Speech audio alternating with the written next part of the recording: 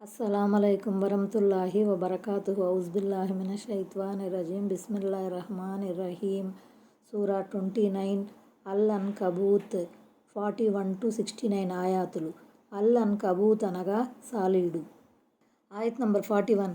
అల్లాహ్ను వదిలి ఇతరులను సంరక్షకులుగా చేసుకున్న వారి ఉదాహరణ సాలెపురుగు లాంటిది. అది సాలెపురుగు కూడా తన కోసం ఓ ఇల్లు కట్టుకుంటుంది. మరి వాస్తవానికి ఇండ్లన్నింటికంటే అత్యంత బలహీనమైనది సాలెపురుగు ఇల్లే. ఈ సంగతిని వారు తెలుసుకోగలిగితే ఎంత బాగుండు. సాలెగూడు ఎంత బలహీనంగా పేలవంగా ఉంటుందో తెలిసిందే. చేత్తో తాకితేనే తెగిపోతుంది. అల్లాహ్ను కాదని ఇతర దేవుళ్లను ఆశ్రయించటం, వారు తమ అక్కరలను తీరుస్తారని తలపోయటం కూడా అటువంటిదే. అది నిష్ప్రయోజనం తప్ప మరేమీ కాదు. వారు ఎవరినీ ఏ విధంగా కూడా ఆదుకోలేరు. కాబట్టి దైవేతరుల ఆశ్రయాన్ని పొందటం సాలెగూడుపై ఆధారపడటం వంటిదే. ఒకవేళ వారు బలవంతులు, ప్రయోజకులై ఉంటే తమను పూజించే వారికి తప్పక సహాయపడేవారు. కానీ వారెవరికీ ఎన్నడూ సహాయపడలేదన్నది జగద్విదితం. ఆయత్ నంబర్ 42. వారు ఆయన్ని కాదని ఎవరెవరిని పిలుస్తున్నారో వాటిని గురించి అల్లాహ్కు బాగా తెలుసు. ఆయన అపార శక్తిమంతుడు, వివేచనాపరుడు. ఆయత్ నంబర్ 43. ప్రజలకు బోధపరచడానికి మేము ఈ ఉపమానాలను ఇస్తున్నాము.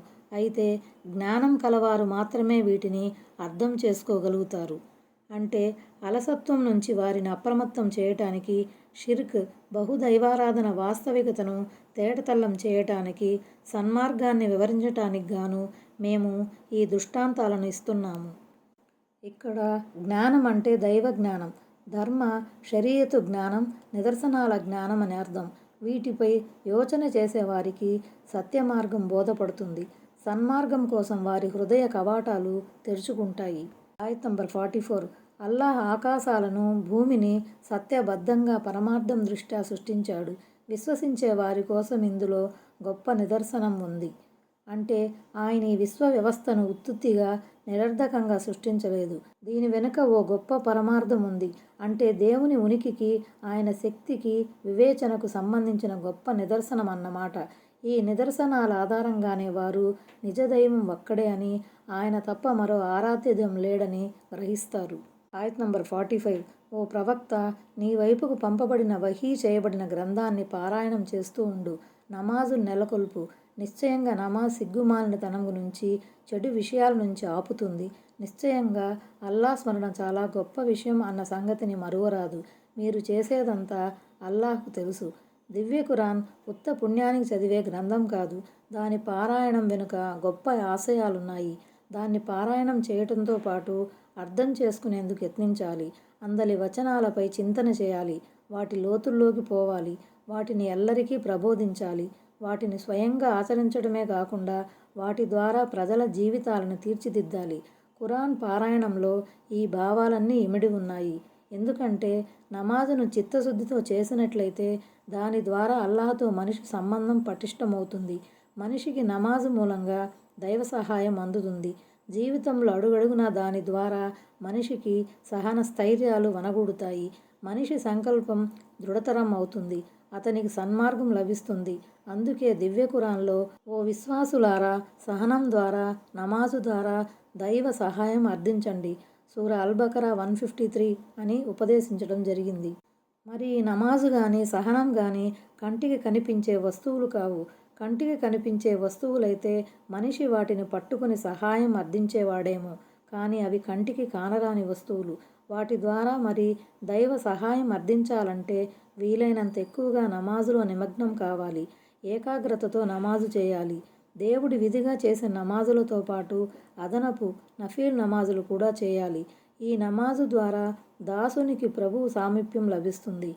అడుగడుగునా దేవుని తోడ్పాటు, మార్గదర్శకత్వం ప్రాప్తమవుతూ ఉంటాయి. అందుకే రాత్రిపూట ఏకాంతంలో తహజుద్ నమాజును చేస్తూ ఉండమని అంతిమ దైవ ప్రవక్త సల్లల్లాహు సల్లంకు తాకీదు చేయబడింది. ఎందుకంటే ఆయన సల్లల్లాహు సల్లంకు దేవుని తరపున ఓ మహత్కార్యం అప్పగించబడింది. కార్యం నెరవేరాలంటే ఆయన సల్లల్లాహు సల్లంకు దేవుని తోడ్పాటు ఎంతైనా అవసరం. అందుకే మహాప్రవక్త సల్లల్లాహు సల్లం ఎప్పుడూ ఏ సంకట పరిస్థితి ఎదురైనా నమాజు ద్వారా దైవ సహాయం అర్థించేవారు. అంటే నీతి బాహ్యమైన పనుల నుండి, చెడు చేష్టల నుంచి మనిషిని ఆపటంలో నమాజు కీలక పాత్ర పోషిస్తుంది. మందులు రోగ నివారణకై ఎలా పనిచేస్తాయో అలాగే నమాజు కూడా. అయితే ఇదంతా ఎప్పుడు సాధ్యమవుతుంది? 2 నియమాలకు కట్టుబడినప్పుడే. 1. మందులను క్రమం తప్పకుండా తినాలి.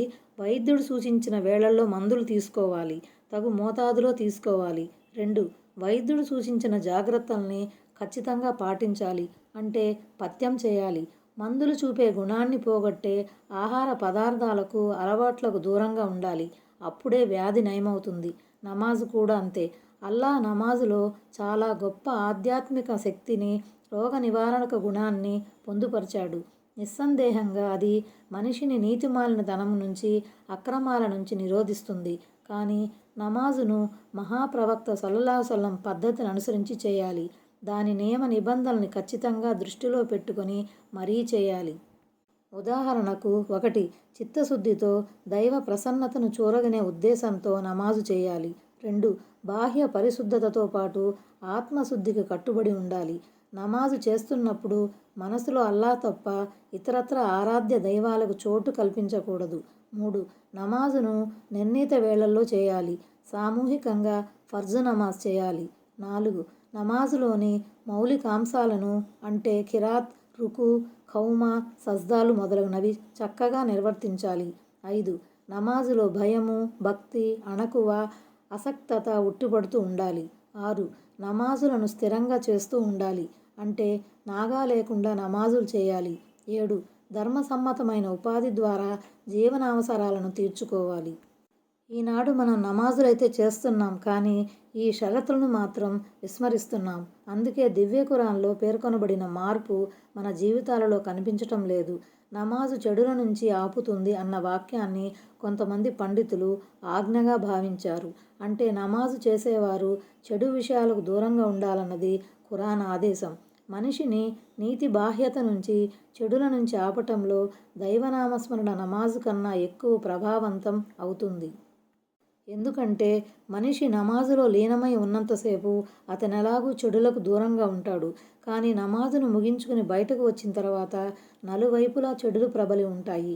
ఆ సమయంలో అతను గనక దైవనామస్మరణ చేస్తూ ఉన్నట్లయితే ఆ చెడుల నుంచి అతను సురక్షితంగా ఉండగలుగుతాడు. ఆయత్ నంబర్ 46. ఉత్తమ పద్ధతిలో తప్ప గ్రంథవహులతో వాదించకండి. అయితే వారిలోని దుర్మార్గులతో వాదులాడటం సమంజసమే. మేము మా వద్దకు పంపబడిన గ్రంథాన్ని, మీ వద్దకు పంపబడిన గ్రంథాన్ని కూడా విశ్వసిస్తున్నాము. మా ఆరాధ్య దేవుడు, మీ ఆరాధ్య దేవుడు ఒక్కడే. మేము ఆయన ఆజ్ఞలకే కట్టుబడి ఉన్నామని స్పష్టంగా చెప్పేయండి. ఎందుకంటే వారు జ్ఞానులు, అన్నీ తెలిసినవారు.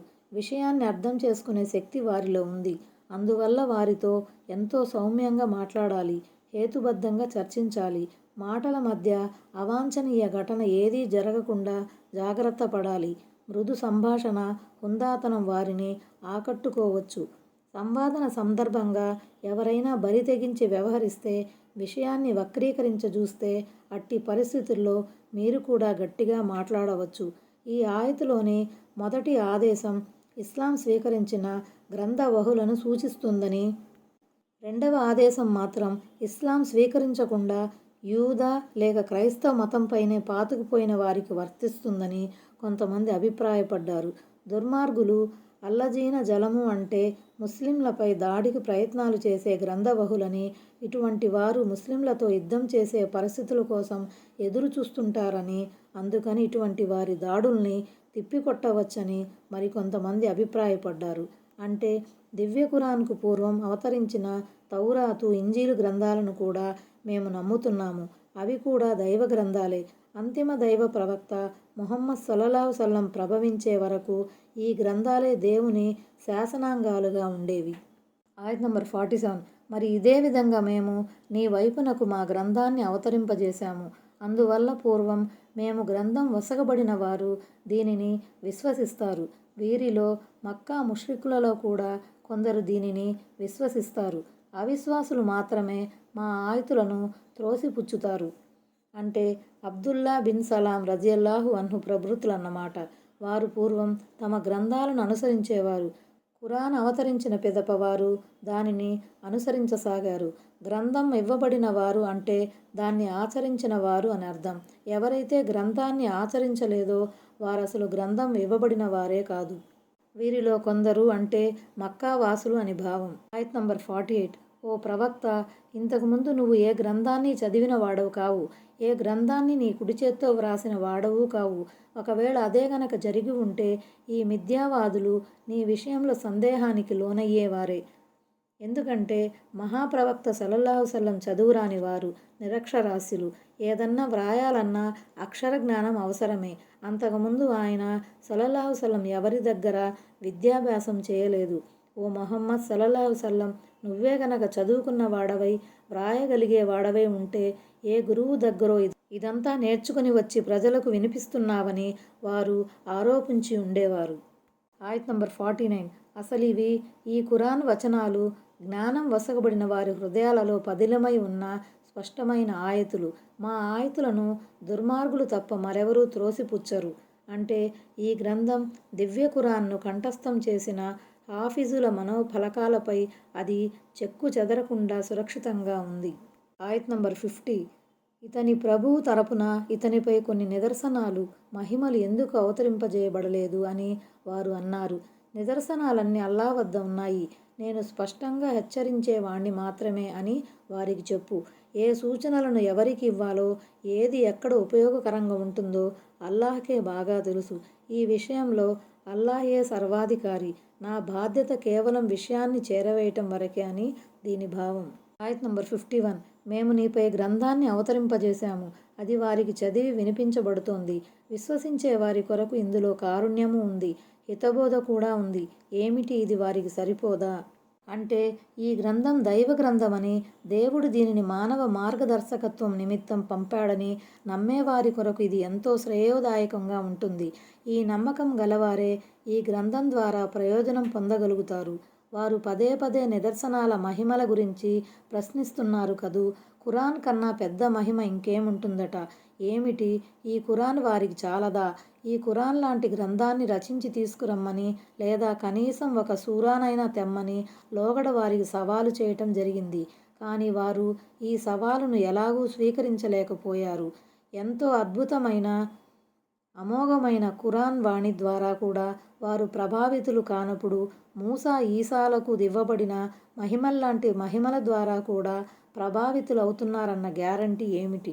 నంబర్ 52. ఓ ప్రవక్త, వారికి చెప్పు, మీకు నాకు మధ్య సాక్షిగా అల్లా చాలు. భూమి ఆకాశాలలో ఉన్న ప్రతిదీ ఆయనకి తెలుసు. అసత్యాన్ని నమ్మి అల్లాహ్ను తిరస్కరించిన వారే తీవ్రంగా నష్టపోయేవారు. నేను దైవ ప్రవక్తనని, నాపై అవతరించిన గ్రంథం దైవ గ్రంథమని నేను మీకు చెబుతున్నా. మీరు వినటం లేదు కదూ. సరే, ఈ విషయంలో మీకు నాకు మధ్య అల్లాహే సాక్షిగా ఉన్నాడు. అంటే ఆరాధనలకు అర్హుడైన నిజ దైవం అల్లాహ్ ఉండగా ఆయన్ని కాదని వారు దైవేతరులను ఆశ్రయిస్తున్నారు. అందువల్ల వారు అసత్యవాదులు. ఎందుకంటే వారి ఆలోచనలు దురాలోచనలు, వారి భావాలు మిథ్యాభావాలు. అందుకే వారు విశ్వాసం బదులు అవిశ్వాసం వైపుకు మొగ్గుతారు. సన్మార్గం బదులు అపమార్గాన్ని అవలంబిస్తారు. తత్కారణంగా వారు నష్టాన్ని చవిచూడాల్సి వస్తుంది. ఆయత్ నంబర్ 53. వాళ్ళు శిక్ష కోసం నిన్ను తొందర పెడుతున్నారు. నా తరపునే గనక ఒక సమయం నిర్ధారించబడకుండా ఉన్నట్లయితే ఈ పాటికి శిక్ష వీళ్ల వద్దకు వచ్చి ఉండేదే. వారికి తెలియని స్థితిలో అది వారిపై అమాంతం వచ్చి పడటం ఖాయం.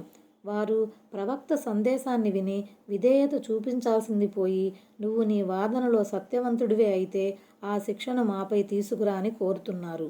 వారు అవలంబిస్తున్న వైఖరిని బట్టి చూస్తే ఏనాడో వాళ్లను శిక్ష కబలించి ఉండాల్సింది.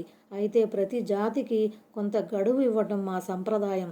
ఆ గడువు పూర్తి కాగానే మా శిక్ష వారిని ముట్టడిస్తుంది. ఆ గడువు పూర్తి కాగానే అకస్మాత్తుగా శిక్ష వారిపై వచ్చి పడుతుంది. అయితే ఏ క్షణాన ఆ గడువు నిర్ధారించబడిందో వారికి ఏమీ తెలియదు. మక్కాలోని అవిశ్వాసుల కోసం దేవుడు ఆ క్షణాన్ని రాసిపెట్టాడు. బద్రు యుద్ధంలో ఎదురైన ఘోర పరాజయం కూడా ఇందులో భాగమే. ప్రళయ గడియ కూడా ఇందులో ఒక భాగమే. ఆ గడియ సంభవించిన నాటి నుంచి అవిశ్వాసులు శాశ్వతంగా యాతనను అనుభవిస్తూ ఉండాల్సిందే. ఆయత్ నంబర్ 54. వారు శిక్ష కోసం హడావిడి చేస్తున్నారు కదూ, ఎట్టి పరిస్థితిలోనూ నరకం అవిశ్వాసులను ముట్టడించనున్నది. యస్తాజిలూనక అనే పదం 2 సార్లు ప్రయోగించబడింది. తొలిసారి పదం సమాచారాన్ని తెలియజేస్తుంది, రెండవసారి ఆశ్చర్యార్థకంగా ఉంది. నిజానికి నరకం వారిని క్రమ్ముకుంటూ వస్తుంది. అయినా వాళ్ళు నరకయాతన కోసం తొందర పెడుతున్నారే. రానున్న ప్రతి విపత్తు దరిదాపుల్లోనే ఉంటుంది. అది దూరాన ఉందని ఎందుకు అనుకుంటున్నారు? ఆయత్ నంబర్ 55. ఆ రోజు శిక్ష వారిపై నుంచి, వారి పాదాల క్రింద నుంచి వారిని ఆక్రమించుకుంటూ ఉంటుంది. అప్పుడు వారితో, మీరు చేసుకున్న కర్మల రుచి చూడండి అని అంటాడు. ఈ మాటలను చెప్పేవాడు అల్లాహ్ కావచ్చు, లేక దైవదూత కూడా కావచ్చు. నలువైపుల నుంచి నరకయాతన వారిని చుట్టుముడుతున్నప్పుడు వారినుద్దేశించి ఈ మాటలు అనబడతాయి. ఆయత్ నంబర్ 56. విశ్వసించిన ఓ నా దాసులారా, నా భూమి ఎంతో విశాలమైనది కనుక మీరు నన్నే ఆరాధించండి. ఈ సువిశాలమైన భూమిలో ఎక్కడైనా అల్లాహ్ను ఆరాధించడం కష్టమైనట్లయితే ఒక చోటి నుంచి మరో చోటికి వలసపోండి. మీరెక్కడ ఉన్నా మీ ప్రభువును ఆరాధిస్తూ ఉండాలి. ఆయన సమ్మతించిన జీవన విధానాన్ని అవలంబించాలి. మక్కాకు చెందిన ముస్లింలు మొదట అబిసీనియా దేశానికి, ఆ తరువాత మదీనా నగరానికి వలసపోయిన సంఘటన మనకు ఆదర్శప్రాయంగా ఉండాలి. ఆయత్ నంబర్ 57. ప్రతి ప్రాణి మరణం రుచి చూడవలసిందే, మరి మీరంతా నా వైపునకే మరలించబడతారు. మృత్యువు ప్రతి ఒక్కరిని వెంటాడుతూనే ఉంది. ప్రతి ఒక్కరూ దాన్ని చవిచూడాల్సిందే.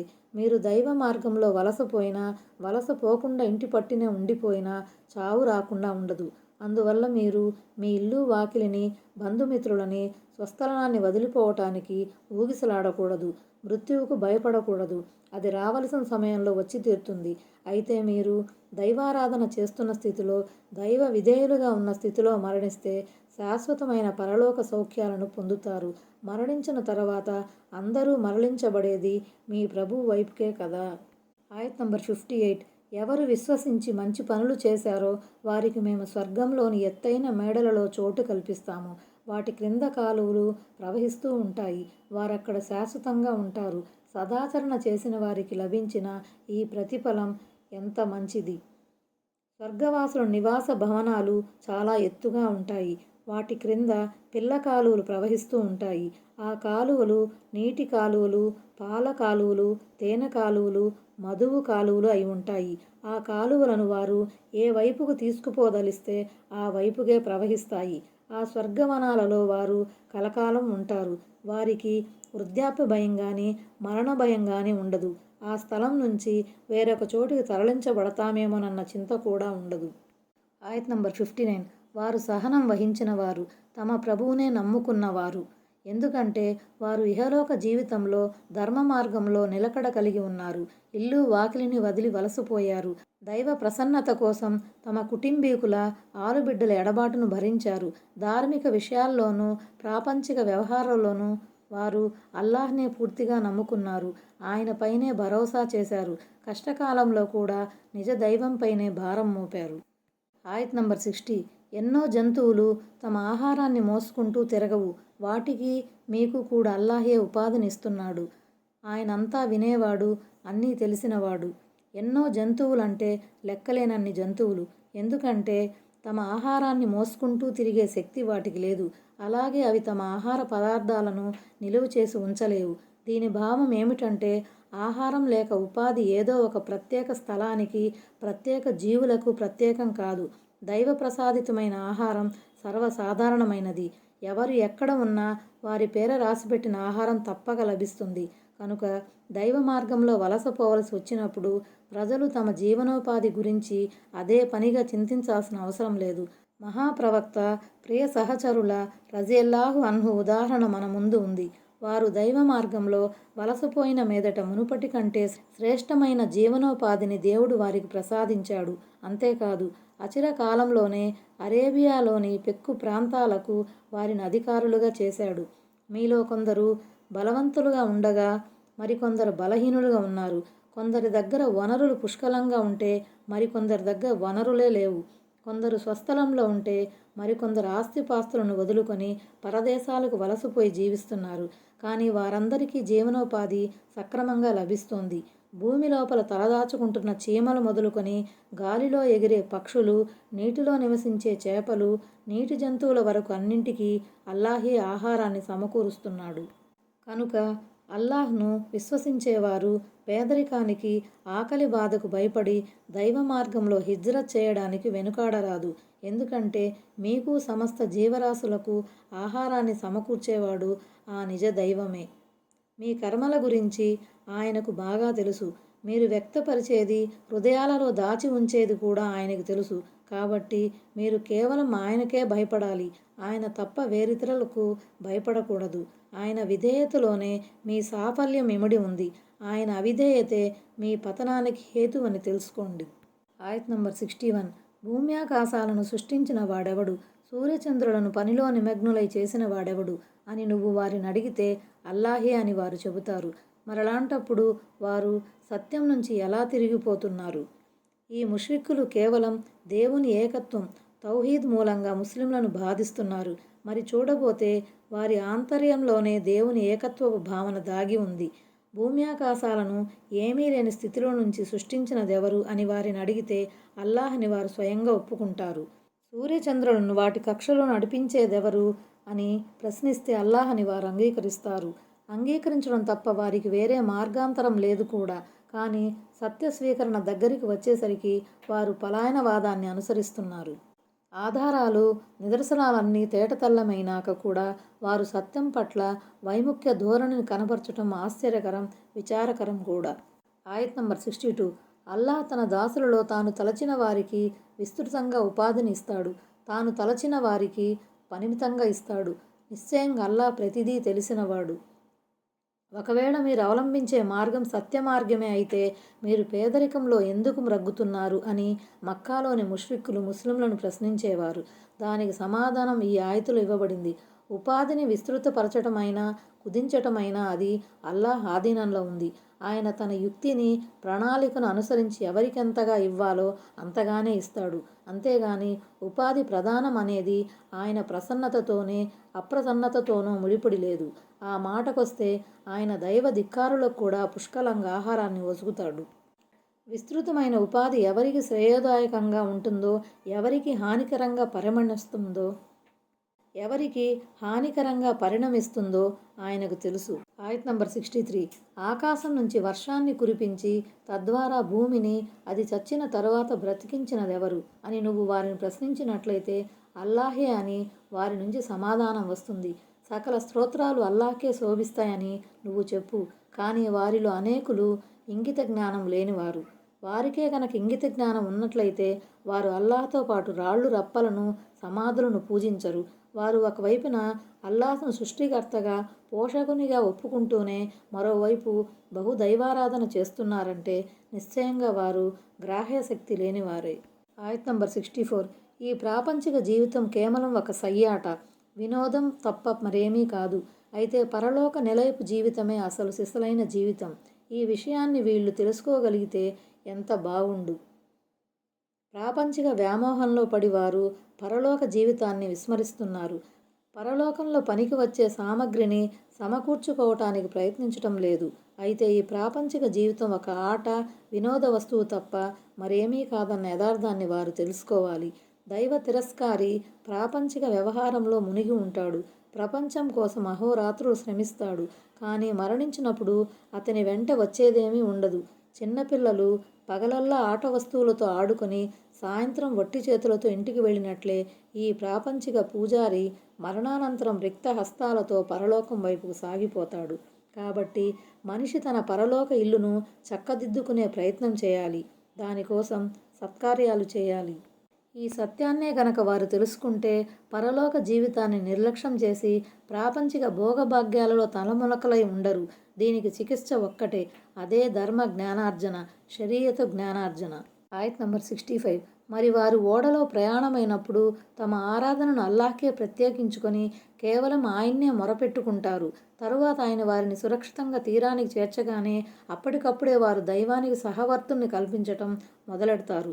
ముష్రిక్కుల బహుదైవారాధకుల ఈ చపల చిత్తాన్ని గురించి ఖురాన్ పలుచోట్ల పలు విధాలుగా విశదీకరించింది. అవిశ్వాసుల ఈ చంచల స్వభావాన్ని హజ్రత్ ఇక్రిమా రజియల్లాహు అన్హు బాగా అర్థం చేసుకున్నారు. అందువల్ల ఆయనకు ఇస్లాం స్వీకార భాగ్యం లభించింది. మక్కా విజయం వరకు ఆయన అవిశ్వాసిగానే ఉన్నారు. మక్కా విజయం తరువాత ఈయన మక్కా నుండి పరారయ్యారు. అబిసీనియా దేశానికి వలసపోయే ఉద్దేశంతో నావ ఎక్కారు. కానీ ఆ నావ సుడిగాలిలో చిక్కుకుంది. చిత్తశుద్ధితో మీ ప్రభువును ప్రార్థించండని నావలోని ప్రయాణికులంతా పరస్పరం చెప్పుకున్నారు. ఈ గండం నుంచి అల్లాహ్ తప్ప గట్టెక్కించే వాడెవడూ లేడని కూడా వారు చెప్పుకున్నారు. ఆ సమయంలో హజ్రత్ ఇక్రిమా రజియల్లాహు అన్హు ఆలోచనలో పడిపోయారు. సముద్రంలో గండం నుంచి గట్టెక్కించేవాడు అల్లాహ్ అయినప్పుడు నేలపైన కూడా ఆపదల నుంచి కాపాడేవాడు అల్లాహే కావాలి కదా. ఈ యథార్థం బోధపడగానే ఆయన మనసులోనే సంకల్పం చేసుకున్నారు. క్షేమంగా తీరం దాటితే ముహమ్మద్ సల్లల్లాహు అలైహి వసల్లం చేతిపై ప్రమాణం చేసి ముస్లింగా మారతానని. అనుకున్నట్లుగానే ఆయన స్వయంగా ముహమ్మద్ సల్లల్లాహు అలైహి వసల్లం దగ్గరకు వచ్చి ఇస్లాం స్వీకరించారు. ఆయత్ నంబర్ 66. మా అనుగ్రహాల పట్ల తిరస్కార వైఖరిని అవలంబిస్తూ సుఖ సౌఖ్యాలను జొర్రుకోవటానికి వారిలా ప్రవర్తిస్తున్నారు. మరి వారు అతి త్వరలోనే దీని పర్యవసానం తెలుసుకుంటారు.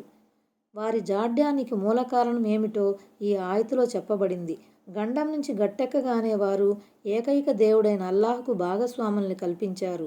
అంటే దేవుడు చేసిన మేళ్లను మరచిపోయి ప్రాపంచిక భోగభాగ్యాలలో మునిగిపోయారు. ఏక దైవారాధకులుగా జీవిస్తే దేవుని ఆంక్షలు ఉంటాయి. ఇష్టారాజ్యం చేసేందుకు వీలుండదు.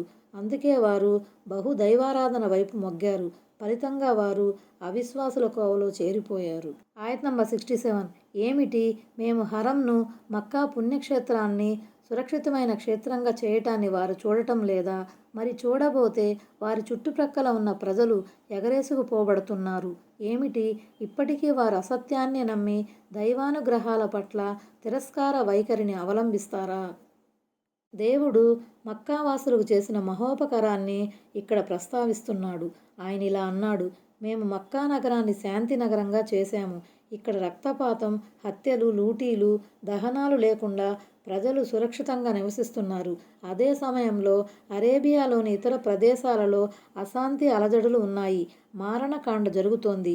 ప్రజల ధనమాన ప్రాణాలకు రక్షణ లేకుండా పోయింది. మేము చేసిన మహోపకారానికి ఈ నగరవాసులు ఇచ్చే బదులు ఇదేనా? వారు అల్లాహ్కు సహవర్తుల్ని కల్పిస్తారా? ఇప్పటికీ వారు బూటకపు దేవుళ్లను కొలుస్తారా? నిజానికి మా ఉపకారానికి బదులుగా వారు ఏకదైవారాధకులుగా మారాల్సింది. మా అంతిమ ప్రవక్త సల్లల్లాహు అలైహి వసల్లంను ధృవీకరించాల్సింది. కానీ వారు విశ్వాసఘాతకులుగా తయారయ్యారు. ఆయత్ నంబర్ 68. అల్లాహ్కు అబద్ధాన్ని అంటగట్టేవానికన్నా లేదా తన వద్దకు సత్యం వచ్చినప్పుడు దాన్ని ధిక్కరించే వానికన్నా పరమ దుర్మార్గుడెవడుంటాడు? ఏమిటి, అటువంటి తిరస్కారాల నివాస స్థలం నరకంలో ఉండదా? అల్లాహ్కు అబద్ధాన్ని ఆపాదించటం అంటే అర్థం ఎవరైనా తన వద్దకు దైవవాణి రాకపోయినప్పటికీ వచ్చిందని జనుల ముందు చెప్పటం. అల్లాహ్ అవతరింపజేసిన సందేశం లాంటిదే తాను కూడా దించుతానని దావా చేయటం. ఇలాంటివన్నీ దైవానికి అంటగట్టే అబద్ధాలే అనిపించుకుంటాయి. తన ముందు సత్యం తేటతెల్లమైపోయిన తర్వాత కూడా దాన్ని తృణీకరించటం, త్రోసిపుచ్చటం ధిక్కరణ క్రిందికి వస్తుంది. ఈ ధిక్కారానికి పాల్పడేవాడు దైవ ధిక్కారి అనిపించుకుంటాడు. అల్లాహ్కు అబద్ధాన్ని అంటగట్టడం, ధిక్కార వైఖరికి పాల్పడటం ఇవి రెండు అవిశ్వాసంగానే పరిగణించబడతాయి. దీనికి శిక్ష నరకమే. ఆయత్ నంబర్ 69. ఎవరైతే మా మార్గంలో బాధలు భరిస్తారో వారికి మేము తప్పకుండా మా మార్గాలు చూపుతాము. నిశ్చయంగా అల్లాహ్ సద్వర్తనులకు తోడుగా ఉంటాడు. అంటే ధర్మావలంబనలో ఎదురయ్యే అవరోధాలు, కష్టనష్టాలు, పరీక్షలు, వేధింపులు మొదలగునవి. ఈ మార్గాలు ప్రాపంచికమైనవి, పారలౌకికమైనవి కూడా. వాటిపై నడచి మనిషి ఇహలోకంలో కూడా గౌరవోన్నతులను పొందుతాడు, పరలోకంలో కూడా దైవ ప్రసన్నతను చూరగొంటాడు. ఇక్కడ ముహ్సినీన్ అనే పదం ప్రయోగించబడింది. ఇది ఎహ్సాన్ నుండి వచ్చింది. ఎహ్సాన్ అంటే అల్లాహ్ మన ముందర ఉన్నాడని, ఆయన మనల్ని గమనిస్తున్నాడని భావించి ప్రతి మంచి పనిని చిత్తశుద్ధితో ఉత్తమ రీతిలో చేయటం అని అర్థం. ఇంకా ఆ మంచి పని దైవ ప్రవక్త సల్లల్లాహు అలైహి వసల్లం విధానానికి అనుగుణంగా ఉండాలి. కీడు తలపెట్టే వారికి మేలు చేకూర్చాలి, అపకారికి ఉపకారం చేయాలి, తమకు దక్కవలసిన హక్కు పూర్తిగా దక్కకపోయినా తమపై ఎదుటివారికి ప్రాధాన్యతనివ్వాలి. ఇవన్నీ ఎహ్సాన్, ఉపకారం, సత్ప్రవర్తన కిందకి వస్తాయి. అస్సలాము అలైకుం వరహ్మతుల్లాహి వబరకాతుహు.